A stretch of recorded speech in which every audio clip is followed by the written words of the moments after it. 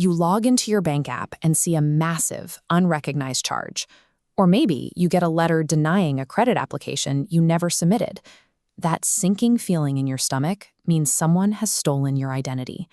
Before we dive into the solution, remember that I am a rights educator, not your personal attorney, and this is educational information, not legal advice.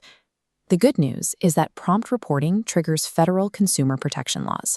These laws legally cap how much of that stolen money you are actually responsible for. Panic is your worst enemy right now. By executing the following precise 7-step plan, you will transition from a paralyzed victim back to being in total control of your finances. Step 1 is to contact the affected institution.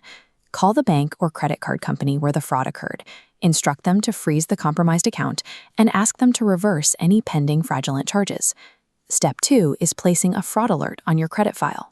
This places a red flag on your report that forces future lenders to explicitly verify your identity before opening new credit lines.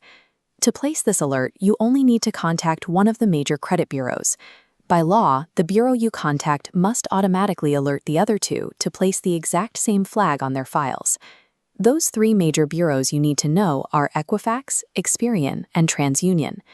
These initial steps stop the financial bleeding on existing accounts and create a notification for new applications. However, while a fraud alert warns lenders to be cautious, it does not physically stop them from processing an application. That brings us to step 3, place a credit freeze. A freeze is a structural block that completely locks your credit profile, making it impossible for anyone to pull your file to open accounts. Look at this comparison. A fraud alert acts as a speed bump, asking lenders to verify your ID. A credit freeze is a heavy deadbolt. But unlike the fraud alert, you must contact all 3 bureaus individually to lock those deadbolts in place. Step 4 is to report the crime to the federal government. Go to IdentityTheft.gov and click the Get Started button. This website directly alerts the Federal Trade Commission, or FTC. They are the top consumer protection agency in the country, and this officially puts your theft on the federal radar.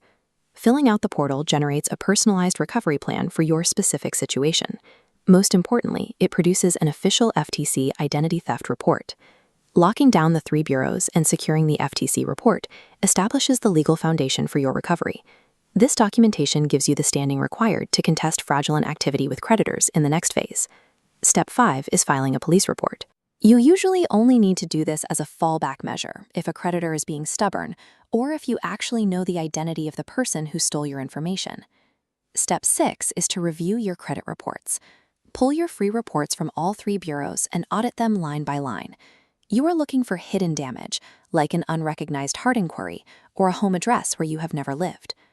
Step 7 is to dispute those fraudulent accounts. You do this by sending written dispute letters directly to the specific companies where the fraud occurred. When you send those letters, include a copy of the FTC Identity Theft Report you generated in Step 4. That document provides the exact legal proof required to force those creditors to accept your dispute. Auditing your history and mailing dispute letters is tedious work, but combining a thorough credit review with your official FTC report leverages federal law to forcibly clear your name and wipe the fraudulent history clean. Sometimes this fraud goes beyond just credit cards. If someone files a fraudulent tax return using your Social Security number, you have to deal directly with the IRS. For IRS fraud, standard creditor disputes do not work. You must bypass them and file a specific identity theft affidavit directly with the tax agency. Other distinct scenarios have their own protocols. If your physical mail is stolen, contact the Postal Inspection Service. For medical or utility fraud, contact providers directly to dispute billing. Now let's look at future defense strategies.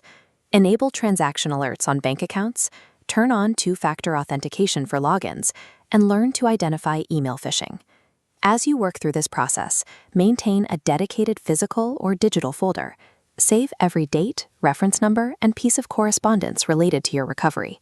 Surviving identity theft requires a shift in how you operate. Security is no longer a passive assumption. It is an organized, documented, and ongoing daily practice. If you have executed these 7 steps, the bleeding has officially stopped. The active threats are neutralized, and your credit profile is legally secured.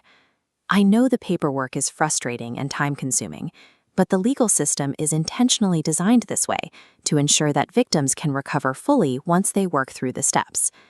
To make this easier, check the video description below. You can download and print a free cheat sheet that summarizes these 7 steps and includes all the key phone numbers you need. Subscribe to the channel to continue building your consumer defense toolkit. You are no longer an easy target. You are a hardened, educated consumer.